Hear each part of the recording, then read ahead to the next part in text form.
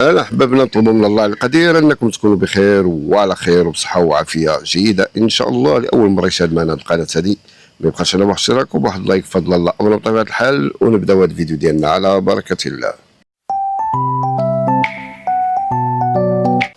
اول شيء غادي نبداو بهذا الفيديو ديالنا واحد المساله اللي خلقات مشاكل بزاف ديال عباد الله، والمساله اللي تتعلق بالسفر ديال القاصرين يعني خارج ايطاليا اللي كاينين هنا في ايطاليا وبغاو يمشيو مثلا المغرب مثلا، يعني قل من السن ديال 18 سنه مثلا في حدود 16 سنه يقدر يسافر يعني بالبيرميسو سيجورنو ديالو، ولكن راه كاين بعض الشروط يعني لازم منها هذه المساله في حاله يعني ما يمشوش مع والديه وما يمشيش مع شي واحد وصي مثلا.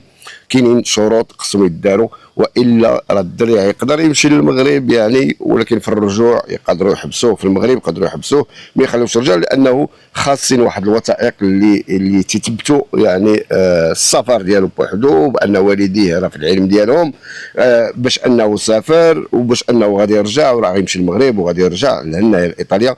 المهم هذا هو الموضوع غادي نتكلموا فيه لاول مره يعني تشاهد معنا القناه. ما يبقاش لنا بواحد الاشتراك وبواحد اللايك بطبيعه الحال وندخلوا في صميم الموضوع. الوثائق المطلوبه للسفر كما هو معروف يعني جواز السفر الصحيح، البطاقه ديال الهويه الايطاليه يعني راه ما تتمكنكش انك يعني تسافر خارج اوروبا بما فيهم المغرب.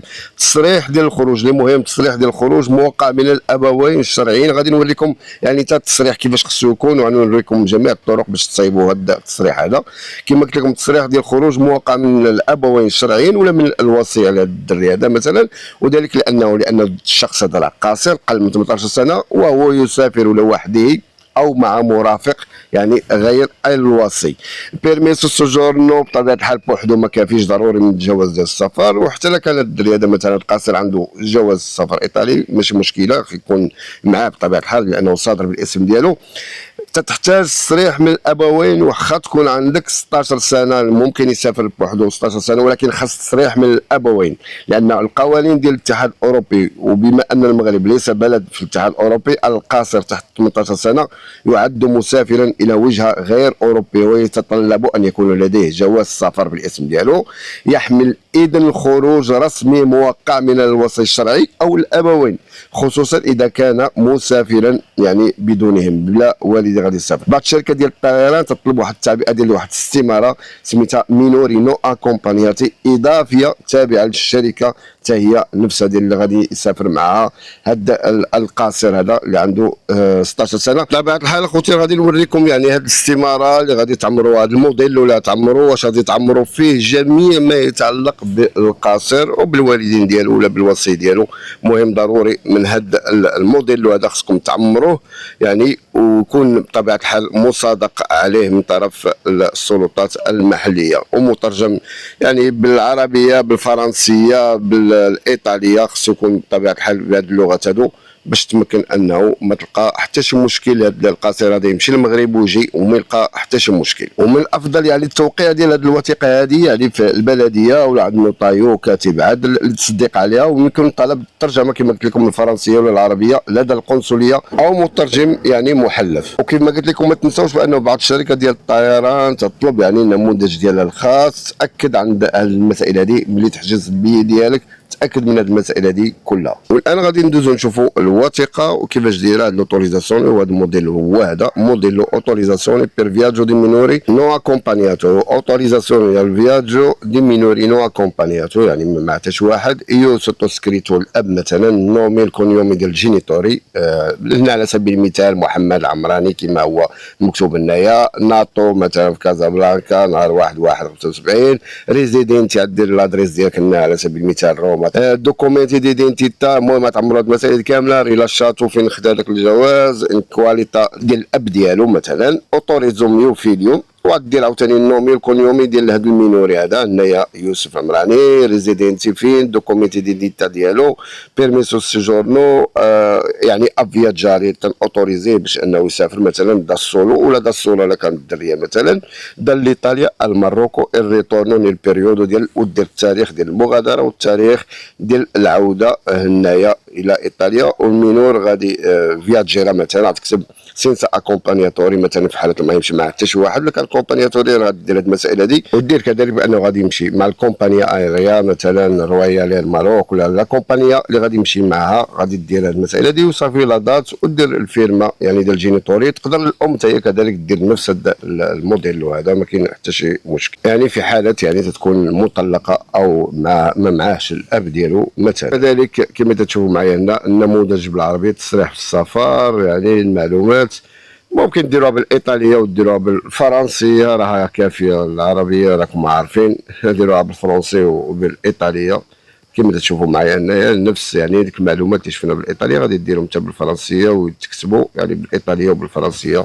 ديروا جوج ديال الوثائق صافي وراهما مقبولين. كما قلنا خص فقط المصادقه عليهم من طرف مترجم يعني محلف، ومن طرف او عند نوطايو ولا في الكوموني مثلا اللي نتوما ساكنين فيها تكون فيها الاسم ديال القاصر، الاسم ديال والديه، صافي هادشي اللي كاين. والشركه ديال الطيران اللي غيمشي مع الدري مثلا الخطوط الملكيه المغربيه او اش من خطوط غادي يمشي معها صافي، وحرر في المدينه ديال كذا، والعنوان كما هو معروف، التوقيع الموديل بالفرنسي هو هذا كما تشوفوا معايا، يعني باش تكون كلشي عارف كيفاش خصو يكون هذا الموديلو اللي خصو يدار، وما تلقاو حتى شي مشكل، لانه العديد كما قلنا ديال عباد الله اتصلوا بيا لقاو هاد المشاكل ولدهم ما قدرش يعني مشى مع مثلا شي واحد من العائله ولكن ما قبلوش لانه ما عنده حتى شي وثيقه لتتبين بانه يعني والديه راه في العلم ديالهم بانه لهم راه مسافر مع هذا الوصي مثلا وغادي في هذه الشركه ديال الطيران.